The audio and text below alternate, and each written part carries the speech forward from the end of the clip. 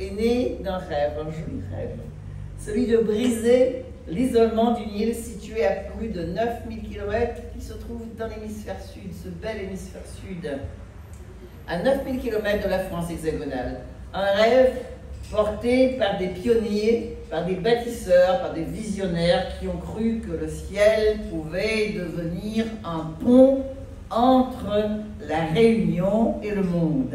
En disant cela, j'ai évidemment une pensée émue pour Gérard Étève, chère madame. C'est bien son audace, c'est bien son esprit visionnaire et sa force de caractère qui ont permis de relever le défi de la création d'une compagnie régionale en 1975 sous le nom de Réunion Air Service. Tout le monde s'en rappelle.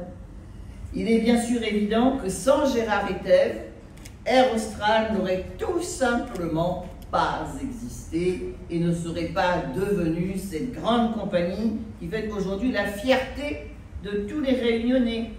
Comme nous l'avions proposé lors de sa disparition en janvier 2024, le lycée de Stella à Saint-Leu, réputé pour ses filières de formation aéronautique, porte désormais le nom de Gérard Étève. C'est, je le crois, un juste, c'est, je le crois, un bel hommage. C'est la qualité de la collaboration de Gérard Étève avec le président de région, Pierre Lagourgue, dès la création de la compagnie, ensuite avec Paul Vergès, qui en engageant le tournant historique du long courrier, a été le pilier d'une bonne gouvernance et du plein essor d'Air Austral.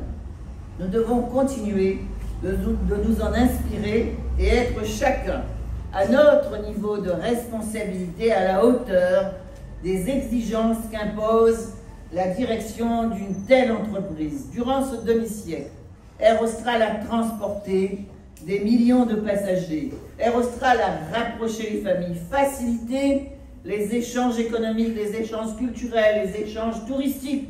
Elle a permis à la compagnie réunionnaise de prendre sa part légitime dans la desserte de la France hexagonale, mais aussi de garantir la permanence des liens et des échanges avec les pays de notre voisinage et d'affirmer le positionnement géostratégique de la Réunion dans l'océan Indien. Là, il faut que le gouvernement français nous entende, parce que tout le monde est dans cet océan. Le plus petit, mais le plus convoité, tout le monde y est. Et donc, nous sommes vraiment le vaisseau amiral de la France, de l'Europe, dans l'océan Indien. Et puis, peut-être que vous me pardonnerez ce jeu de mots un peu facile. Air Austral a aussi ces épisodes de turbulence. Il y a peu de temps encore, c'est bien la survie de la compagnie régionale qui était en jeu.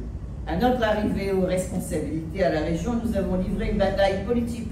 Une bataille politique, la politique c'est beau, il n'y a que des hommes et des femmes qui se confondent pas. La politique au sens noble du terme, en créant les conditions du rassemblement de toutes les forces vives autour d'Air Austral. Nous avons tenu bon, nous avons résisté à bien des pressions.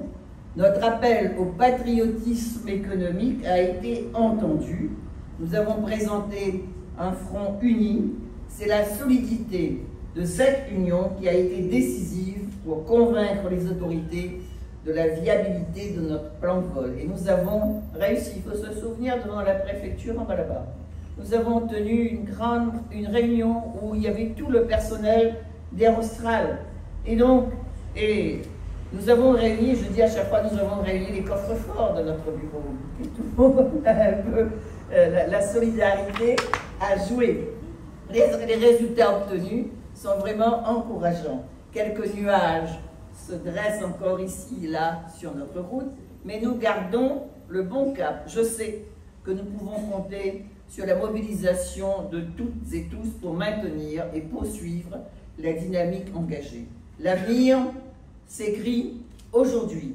Dans un contexte mondial en mutation, Air Austral doit continuer à innover, à se moderniser, à s'adapter aux enjeux environnementaux et économiques et répondre aux défis du désenclavement aérien de la Réunion. Elle le fera, j'en suis certaine, avec la même passion, la même détermination qui ont forgé son identité.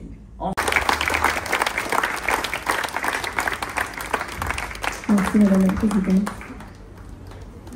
Je appelle Monsieur Marchesso, président du directoire d'Air Austral. peut applaudir également, s'il vous plaît.